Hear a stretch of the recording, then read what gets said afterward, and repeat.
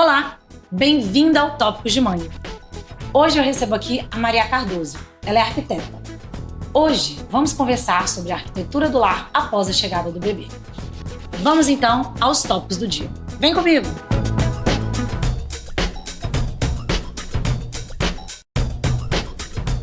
Olá, Maria, tudo bem? Olá, Lara, tudo bem? Estou muito feliz que você veio aqui, meus olhos estão brilhando, que finalmente também consegui conversar com você, né? Eu sei da sua história com a escola, admiro muito sua trajetória na arquitetura, então eu achei que quando a gente tivesse essa pauta, né, que envolve, né, a casa após a chegada do bebê, né, a formação de um lar, o lar se tornando mais completo com a chegada de uma criança, que eu tinha que trazer alguém que eu admiro muito e nada melhor que você estar aqui hoje. Estou muito feliz mesmo, tá? Eu me sinto muito honrada com o convite, muito obrigada. Para mim é uma honra voltar a esse lugar que me traz tantas memórias, né? Escola São Domingos mora no meu coração. E falar sobre o meu trabalho é sempre um prazer, sobretudo quando envolve criança, quando envolve a casa, a criança e a família, né? Que é uma dinâmica que me interessa muito. Então vai ser um prazer conversar com você hoje. Perfeito. Hoje a gente vai começar falando, né, de algumas mudanças que já começam na gestação, né, essas mudanças do lar. Queria que você me falasse hoje qual a maior dúvida, né, das mães que te procuram, né, na mudança dos ambientes domésticos à espera da criança. Queria que você me falasse um pouco sobre a ambientação da casa ou de um apartamento. Me falasse um pouquinho também sobre o bem-estar da criança e dessa família, dessa mãe que também está, né, num processo de muitas mudanças, de uma nova vida do bebê e a nova vida dela, a nova ela, né? Desses primeiros anos da vida do bebê. E que você me falasse também, né, da casa como um todo, para além do quartinho. Certo. A chegada de um bebê traz muitas mudanças, né, para a família, para a dinâmica. Na casa isso não é diferente. Então, claro que não existe uma receita de bolo, não existe uma regra que se aplica a todas as famílias. No meu trabalho, particularmente, eu tenho a oportunidade de entrar muito em cada história, né? Entender que certo núcleo a gente está falando de um cenário onde é uma casa alugada, que precisa se adaptar parcialmente. Em outro cenário, a gente tem uma casa espaçosa, que já foi pensada desde o princípio, com ambientes já voltados para receber esse bebê no momento que ele chegasse. Então, precisa haver muita escuta da minha parte, né? Para suprir essas necessidades e demandas, mas algumas coisas são coincidentes, né, em todos esses núcleos. Eu acho que o desejo por um cantinho especial, né, que resolva não apenas as demandas de amamentação, troca de fralda do bebezinho, Sono. Espaço para brincar, resolver questões de sono, mas eu percebo que também o quarto da criança, ela se torna um ambiente que as pessoas desejam suprir muitas expectativas emocionais mesmo, sabe? Assim, de ser aquele ambiente que os pais vão frequentar e que vai ser o ambiente preferido da casa. Que tem emoção então, nisso. Tem muita emoção. É uma fase, assim, é muito especial quando um cliente me procura para essa fase, sabe? Porque a gente se envolve muito e nesse primeiro momento, normalmente, principalmente quando se trata de uma mãe de primeira viagem, os pedidos são sempre muito em torno dessa coisa que gira em torno do imaginário, né? Desse lugar ideal, desse lugar lindo. E aí, depois que o bebê chega de fato, que a realidade se instala, é que às vezes as mães começam a ter contato com as necessidades de alterar a casa de fato, de ajustar aqui e ali, né? Isso vai acontecendo de forma muito particular. Perfeito. Você falou muito de emoção. E eu acho que a arquitetura, né, a boa arquitetura, ela tem muita emoção, né? Assim, ela mexe com a gente. Às vezes a pessoa ela nem tem tanto apego com a casa, ou às vezes está no apartamento alugado, ou está no apartamento que é dela mesma e não se importa tanto com a casa. É diferente de muitas clientes também que se importam sempre com a casa, que vão se importar mais com o quarto de bebê. Mas essa emoção que toca os corações das mães, ela é aflorada quando vem o bebê.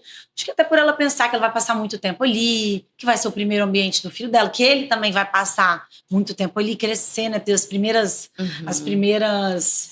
experiências dele, né? a primeira risada, a primeira engatinhada, ou é pela casa. Então, assim, eu percebo que a construção do quarto e da casa, né, na verdade, assim, da casa para além do quarto, ela é pensada exatamente para ser vista como um lar, porque os pais querem ter momentos de felicidade dentro dessa casa, desse apartamento, desse loft, desse ambiente, né? Queria que você me falasse o que você considera mais importante na escolha das peças de um quarto de bebê, por exemplo, né? Com relação a objetos, a escolhas estratégicas, talvez até assim, eu diria, duráveis ou não, se você acha que tem que ser durável ou não. O que não pode faltar nesse quarto quando você, né, conversa com essas mães, né, com a maioria das suas clientes? O que você acha que é mais ou menos igual, que você diria, até como uma dica aqui para nossos espectadores, né? Enfim, a importância de algumas peças ou de alguns objetos mais do que outros. Queria que você me falasse isso. Eu acho que cada vez mais as pessoas têm buscado por soluções que sejam duráveis, no sentido de, assim, uma peça de móvel que vá acompanhar essa fase da chegada do bebê até a primeira infância, e de repente esse móvel possa ser utilizado na casa em um outro formato. Então a gente busca muito entender o que o cliente precisa, né? É claro que tem aquele cliente também que quer realizar o sonho daquele quarto de bebê de princesa. Do Pinterest. Isso, sem a preocupação de um aproveitamento posterior. Mas, via de regra, a gente procura sempre propor isso, né? Um quarto que realmente possa evoluir junto com a criança de alguma forma. Então, de repente, vai ter uma cômoda ali, que num primeiro momento ela serve para uma troca de fralda e posteriormente ela pode fazer parte da sala íntima de TV. Então, quando eu tenho acesso a esse ambiente, esse contexto macro da casa, a gente sempre tenta fazer essas adaptações, né? Agora, no que diz respeito a aspectos do projeto que venham a contribuir com a criança em si, né? Que eu acho com a criança, o bem-estar geral, que eu penso, porque a mãe está muito fragilizada nessa novidade também. Sim. Queria que você falasse um pouco disso de bem-estar, porque é uma expressão que eu vejo que você usa bastante, é uma abordagem que está sempre presente nas suas falas, na rede social, enfim, na sua vida, né? É verdade. Na verdade, assim, falar da minha profissão atrelada a esses sentimentos de bem-estar é algo que me provoca um brilho especial no olhar, porque eu realmente vejo o quanto a arquitetura ela pode ser uma ferramenta de melhora de vida, de ordem, de aperfeiçoamento de rotinas, né? E eu percebo que isso pode ser praticado desde o princípio, né? A gente observa, a gente tem a oportunidade de acompanhar famílias na chegada do bebê, no crescimento dessa criança, na chegada do segundo bebê e, de repente, na mudança para o apartamento maior. E durante todo esse núcleo, né, esses vários núcleos que se entrelaçam, a gente percebe o quanto o ambiente ele impacta, né? E ele pode impactar muito positivamente. Então, nesse momento inicial da mãe muito, muito fragilizada com essa chegada do bebê, os hormônios ali, a flor da pele, privação de sono, a gente tem um cuidado muito especial com iluminação, tá? É um ponto, assim, que quando eu falo sobre bem-estar na arquitetura e nos ambientes nos quais eu me dedico para, enfim, oferecer uma vida melhor para os clientes, eu sempre penso nisso. A iluminação, ela tem um papel muito importante, tá? E aí, quando eu falo iluminação, não necessariamente eu tô me referindo a uma iluminação super cênica, a uma iluminação super chamativa. Não é isso. É uma iluminação com intenção, né? Uma iluminação que ela vai fazer você relaxar quando você precisar relaxar. É uma iluminação que vai fazer você encontrar alguma coisa caso você tenha perdido um objeto no chão. E a gente precisa saber trabalhar essa iluminação de uma forma adequada para que ela contribua com esse dia a dia. Por exemplo, uma mãe que precisa acordar de madrugada para trocar a fralda de um bebê. Se você coloca uma luz muito forte, né, você atrapalha todas aquelas reações hormonais que a gente espera que funcionem perfeitamente, que estão atreladas ao sono. Você não quer despertar o bebê 100%. Você não quer se despertar 100%. Exato, você não quer se despertar. Exato. Daqui a pouco eu tenho que voltar pra cama. Eu falo que tem a luzinha, é uma arandelinha pequenininha que eu coloco próxima ao trocador, que é a luzinha realmente de trocar o bebê. Tem a luzinha que você acende para você, que é um balizador pequenininho para você, embora na penumbra consiga enxergar minimamente, sem necessariamente acordar o bebê. Então, existe uma série de coisas assim que não são soluções mirabolantes, são soluções simples que a gente consegue adequar aos contextos gerais. Perfeito. Quando você fala desse encantamento, do brilho nos seus olhos, quando você vai pensar num projeto, né, que você quer falar de bem-estar, como que isso é atrelado à sua trajetória? O que você aprendeu com a vida dentro do seu lar, para além da faculdade, da arquitetura, quando você fez, que te ensinou, que te deu tanto embasamento e encantamento para transmitir o que você pensa, o que você acredita para os seus clientes? Lara, eu enxergo a casa, assim, como o lugar mais especial da vida de alguém, assim. Eu acho que a casa da gente é onde a gente é quem a gente é. É onde a gente constrói as nossas memórias. Eu brinco que a casa conhece a gente, porque a gente acaba deixando rastro de quem a gente é de fato, dos nossos hobbies, dos nossos hábitos, das nossas manias boas ou ruins. Então, eu acho que esse olhar cuidadoso para a casa, É válido, né? ele é muito válido, ele sempre nos devolve muita coisa, né? Eu acho que a pessoa que tem essa consciência e que, de certa forma, investe, não necessariamente dinheiro, tá? Investe tempo, investe energia, se preocupa em organizar. Investe cuidado, né? Cuidado, né? Eu acho que essa palavra é legal. Ela se doa com amor pra dentro de uma casa. Exato. Eu acho que a pessoa, ela colhe muita coisa boa, sabe? E trazendo a criança para esse cenário, né, que eu enxergo de importância da casa, eu acho que a casa é o primeiro cenário onde a criança experimenta muita coisa, né?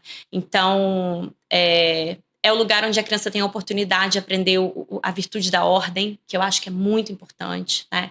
E entender que cada coisa tem o seu lugar, entender que se brinca e depois se arruma e se guarda para depois saber onde cada coisa está. E assim você economiza tempo, e assim você sobra mais tempo para fazer coisas legais. Assim você cria rotina, você cria aquela questão da hierarquia que a gente falou. Exatamente. Eu acho que a casa é um lugar que se pratica a ideia do coletivo, no sentido de que, olha, eu moro aqui, mas eu divido essa casa com a minha mãe, eu divido essa casa com o meu pai, eu tenho o meu quarto, eu posso fazer bagunça, mas depois eu tenho que arrumar. E aquele lugar ali, aquela gaveta é do meu pai, e são coisas que quebram, e são coisas importantes da minha mãe. Então, eu acho que é um lugar muito rico para se aprender e se praticar muitas coisas que vão ser colocadas em prática na vida, né? Com muita sabedoria, né? Aquilo que você falou do coletivo me pegou bastante, porque eu penso que, né, apesar dos bebês eles estarem numa fase... né, na fase que um bebê começa a se desenvolver, a andar numa casa, engatinhar numa casa, e ele começa a explorar aquele mundinho ali, que o primeiro mundinho dele é esse quartinho, a casa, ao mesmo tempo ele consegue aprender muito mais coisas do que a gente imagina, né? Essa questão da hierarquia. Poxa, papai e mamãe me amam, mas até onde eu posso ir? Quais são os meus limites? Sim. Claro, né, gente? Isso na prática é muito mais desafiador do que pode se imaginar. Mas eu penso que é um ambiente que te proporciona a oportunidade de ensinar também. Não necessariamente isso vai ser aprendido de maneira fácil. Exato. Mas de você também testar, né, esse ensinamento, essa sabedoria, de você testar a sua própria paciência, de você testar os limites do seu filho, dele entender essa hierarquia, como você mesmo disse. Né? Então, eu enxergo muito dessa forma. Maria, a gente acabou de falar agora, né, dessa questão do quartinho do bebê, das necessidades de segurança, né, de não interferência ao sono, do conforto dessa mãe. Quando a gente sai desse ambiente do quarto do bebê e a gente começa a pensar no crescimento desse bebê, não estou nem falando assim, na adaptação da casa para uma criança quando tem 6 anos. Estou falando mesmo quando ela começa a explorar outros ambientes.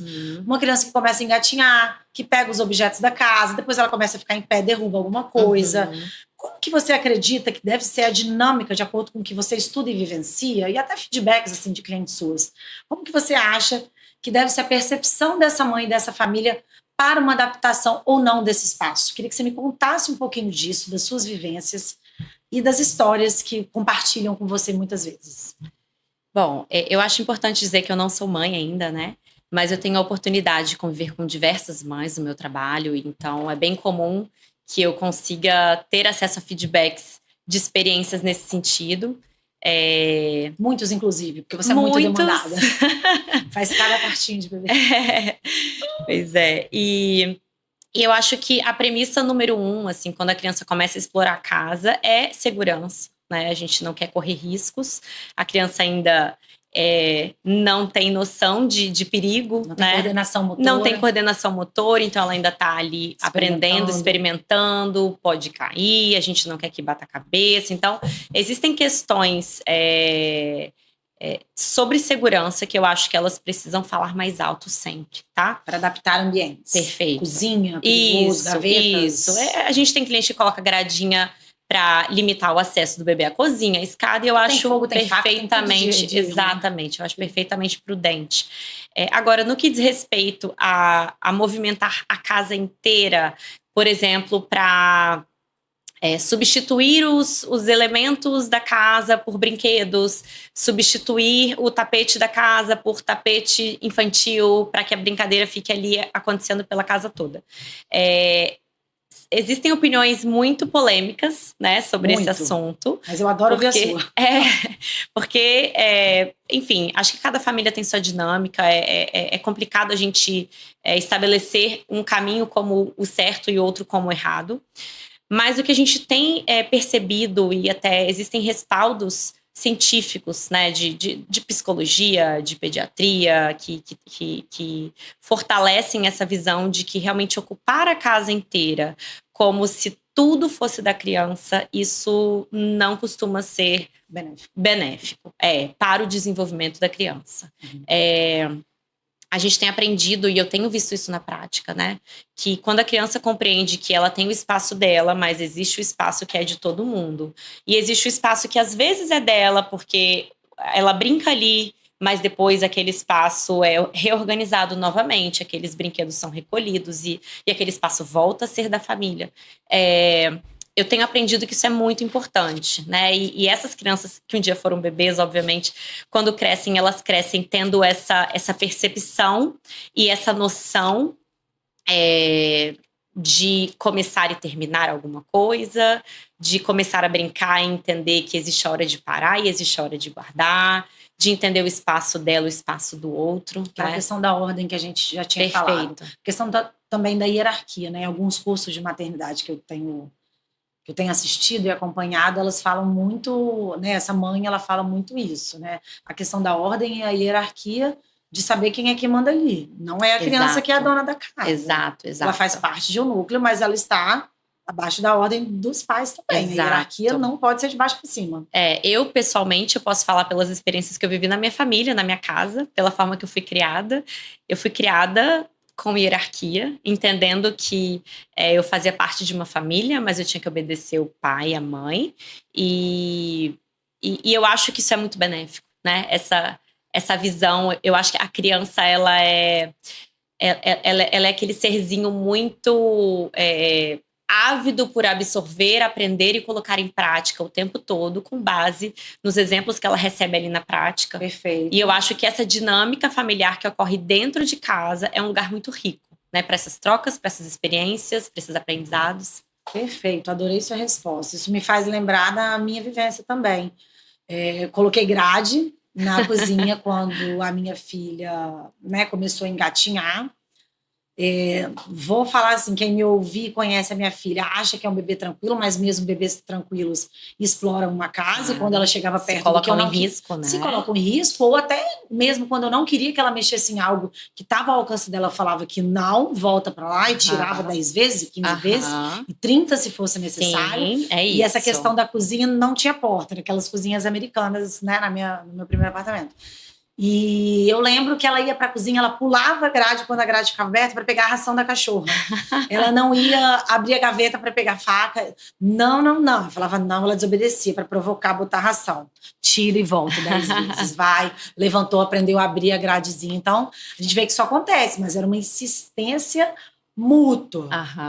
Eu sou uma mãe muito legal, muito liberal em várias coisas. Quem me conhece sabe, mas eu sou muito chata e rígida em outras. Não sei nem se é adequado. Mas, perfeito que não sou assim mesmo, me aceitei.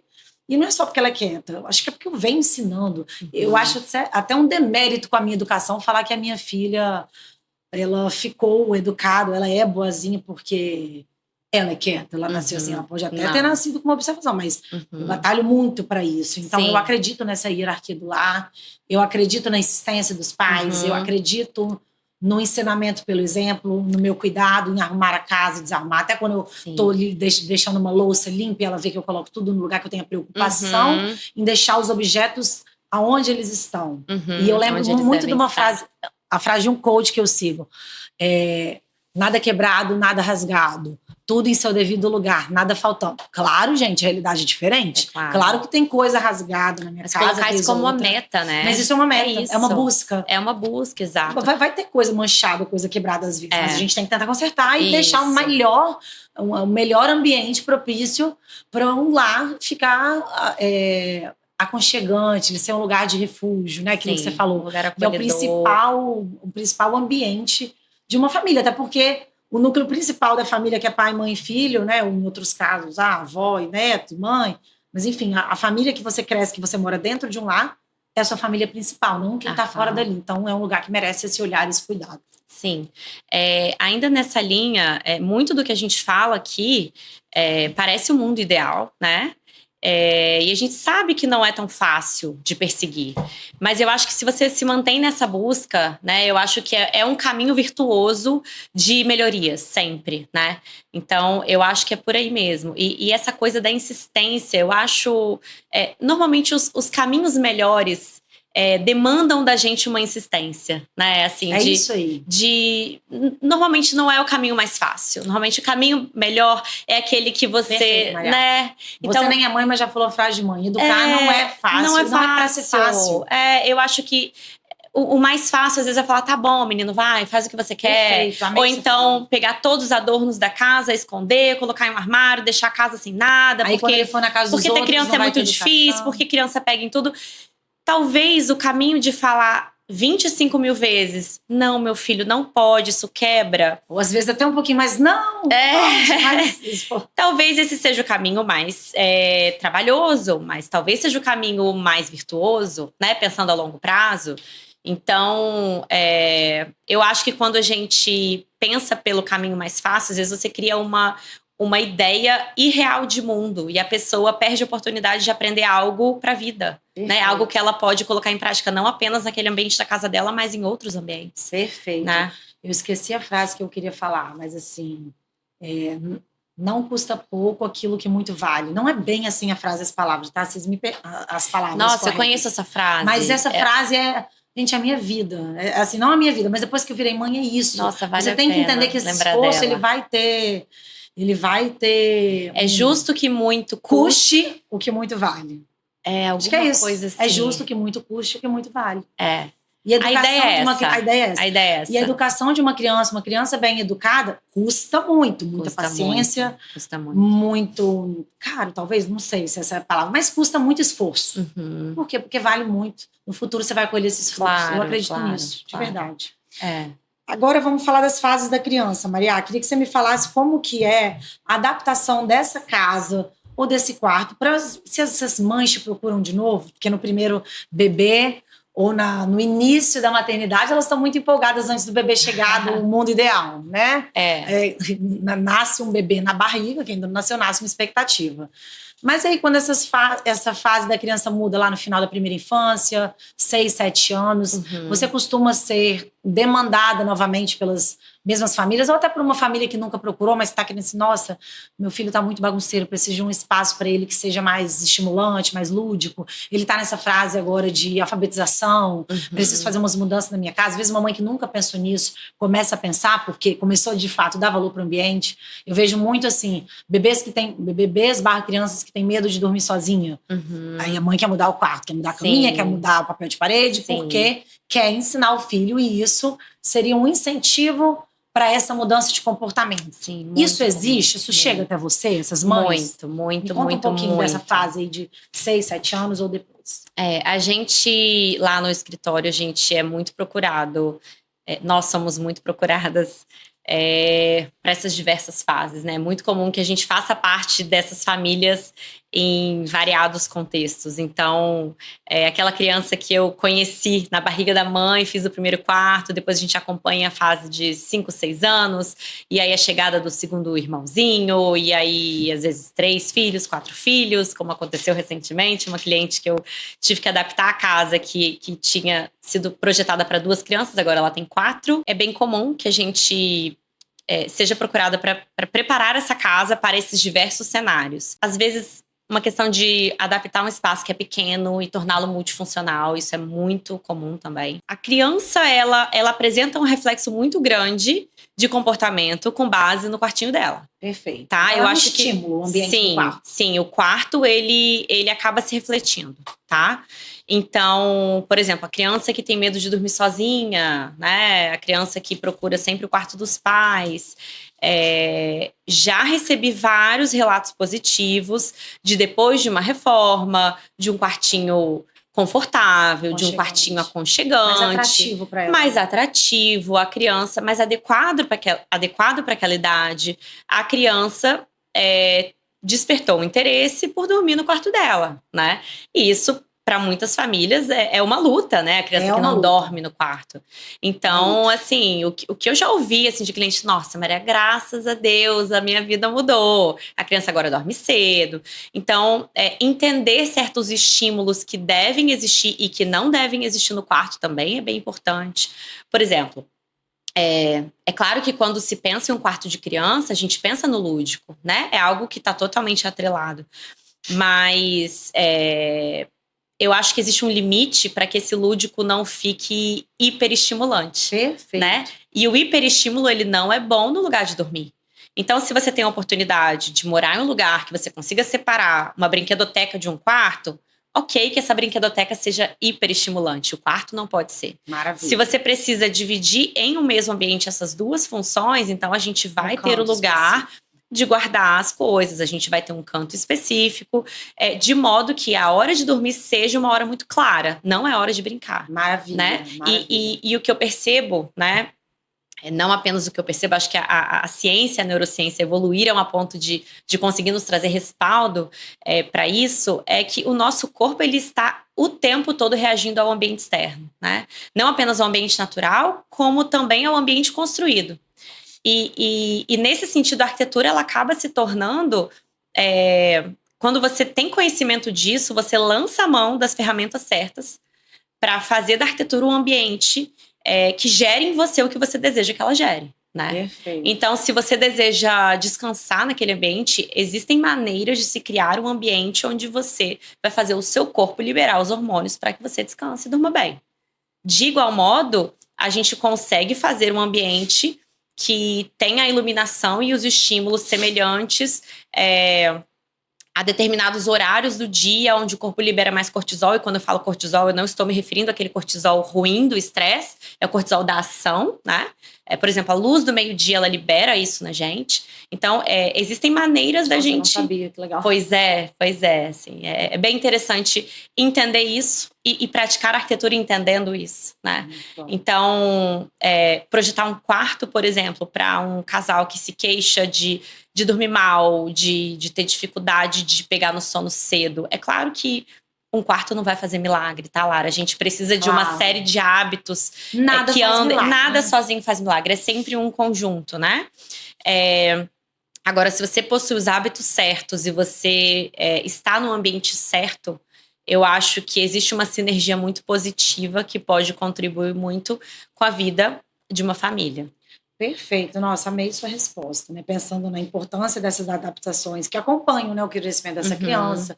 Posteriormente, né, um adolescente também que vai estar no momento de estudos da vida. Sim. São muitas as adaptações, né, do ambiente. Então, é legal pensar que isso deve ser valorizado. Indo agora para a nossa próxima pergunta. A gente falou lá no comecinho a questão dos imóveis alugados, né? Quem tem apartamento alugado, por exemplo, às vezes eu conheço famílias que não é nem por conta de falta de condição financeira, mas que optou por escolha mesmo, ter um imóvel alugado ao longo de toda uma vida, ou de muitos anos. E mesmo assim, eles se preocupam com o lar estar bonito, com o quarto das crianças ter um projeto, ele ser pensado, tudo mais. Sim. essas pessoas, elas te procuram, é mais raro? Eu queria saber, talvez assim, em formato de dica, né? O que dá para fazer até certo ponto para essa casa ficar bonita, com coisas boas e duráveis, mas até que ponto essas coisas duráveis devem durar a vida inteira, aquilo que a gente sempre conversa, Sim. esse apego com o ambiente, com os objetos da nossa casa, ele deve ser real? Ele tem limite? Até que ponto que as pessoas ficam muito ligadas nisso também, às vezes deixam de ver, vejo que você aborda isso muito também nas suas falas. Queria que você falasse um pouquinho disso para mim. Legal. Essa demanda dos imóveis alugados é uma demanda crescente, né? A gente percebe que essa muitas vezes é uma escolha de alguém que entende como uma estratégia de, enfim, investimento, né? E não por isso essa pessoa quer morar com menos conforto. O que eu acho muito importante de ter em mente é que, independente de se estar morando num imóvel alugado ou comprado, de não haver aquela ideia de temporário, sabe? Porque quando você tem aquele sentimento de estou aqui temporariamente porque esse apartamento é alugado, é como se você não se entregasse para aquele ambiente, você não investe ali, você não quer gastar seu dinheiro ali. Você entende que a qualquer momento você vai sair dali, só que às vezes esse temporário dura 3, 4, 5, 10 anos. Né?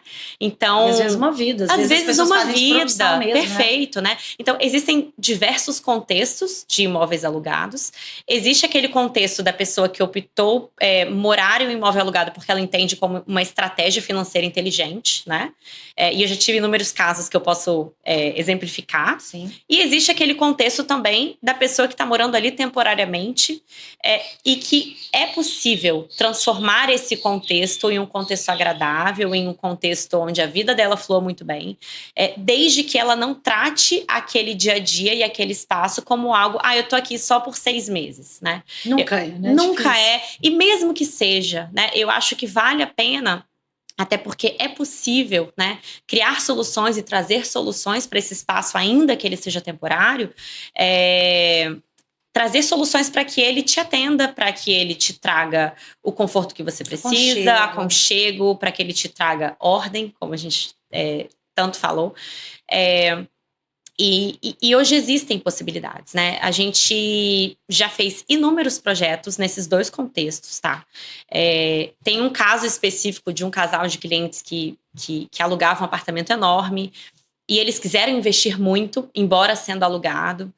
E a gente buscou soluções que, na hipótese de eles saírem de lá, eles conseguiriam levar praticamente tudo, tá?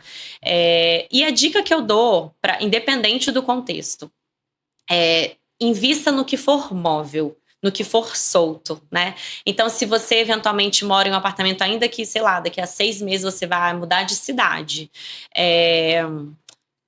se você tem uma cadeira legal que você ama, que você investiu um pouco mais, né, que você criou um apego ali por ela, você vai levá-la para todos os lugares. Perfeito. Amei o exemplo da cadeira, porque todo mundo tem uma cadeira na minha casa que quer tirar de mim, eu não deixo, não deixo tirar de mim. A herança da minha mãe, eu não vou dessa cadeira. Ela vai me acompanhar por muitos anos ainda. É isso, você consegue exemplificar na prática algo que eu disse, nesse sentido de que, assim, quando você tem uma peça, independente de ser uma cadeira ou um vaso, enfim, algo que você constrói um vínculo, uma história, você vai querer levar aquilo para onde você for, para um outro imóvel alugado, para um imóvel próprio, independente do contexto. Eu acho que quando você tem as coisas certas, as coisas que você gosta, né, elas te acompanham. E eu acho isso interessante, né?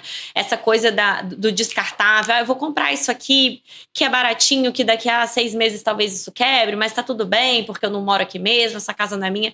Eu acho que isso não é positivo, sabe? Eu acho que isso traz todo um ciclo de comportamentos que não são interessantes. Perfeito. Sabe? De você não se entregar para aquele lugar, você não se sente parte, você não tem aquele sentimento de, olha, que é o meu lar. De pertencimento. Pertencimento, essa é a palavra, né?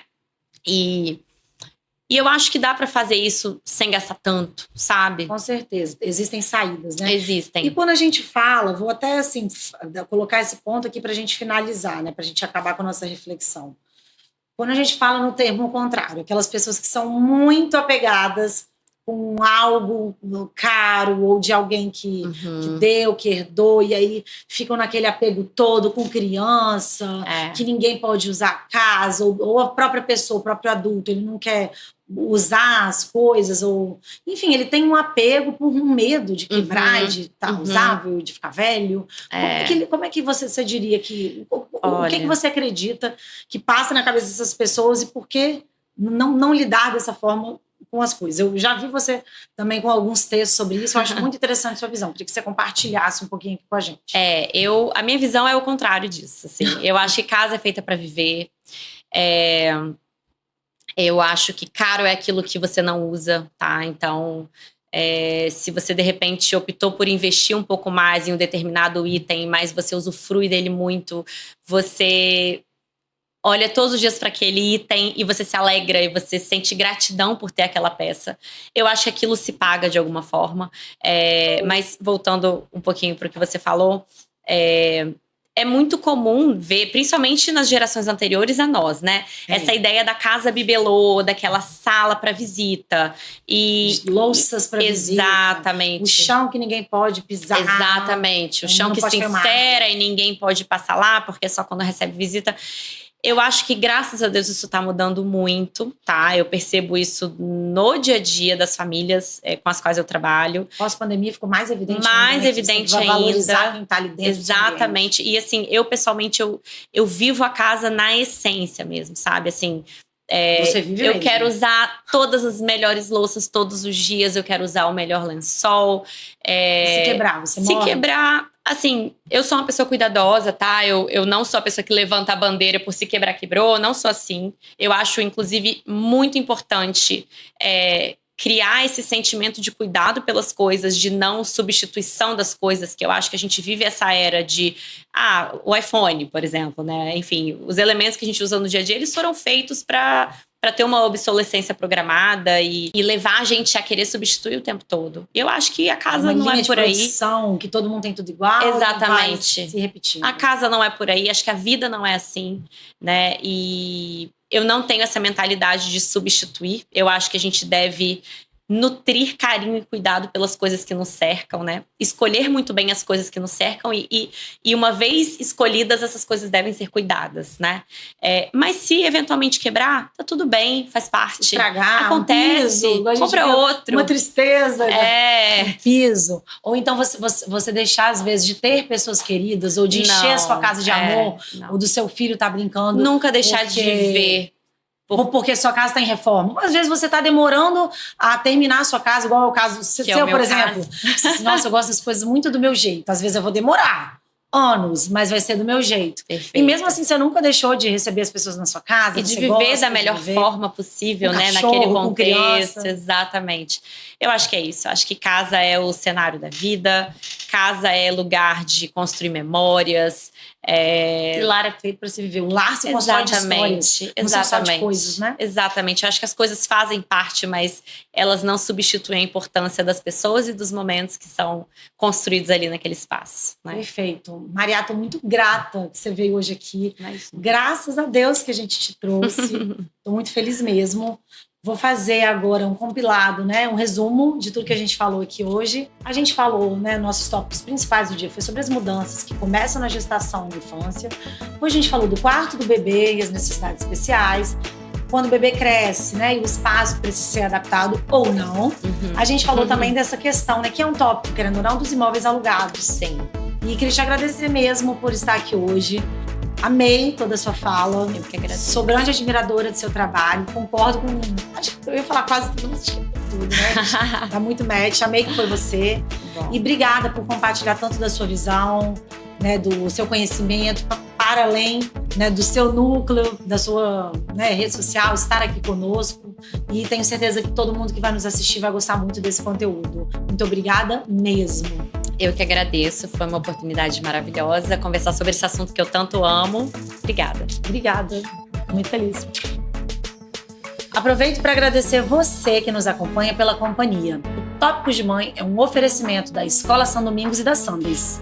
Voltamos em breve com mais tópicos para uma maternidade leve, plena e feliz. Até lá! E aí, amiga, gostou? Ai, muito bom. Foi ótimo. Obrigada de novo.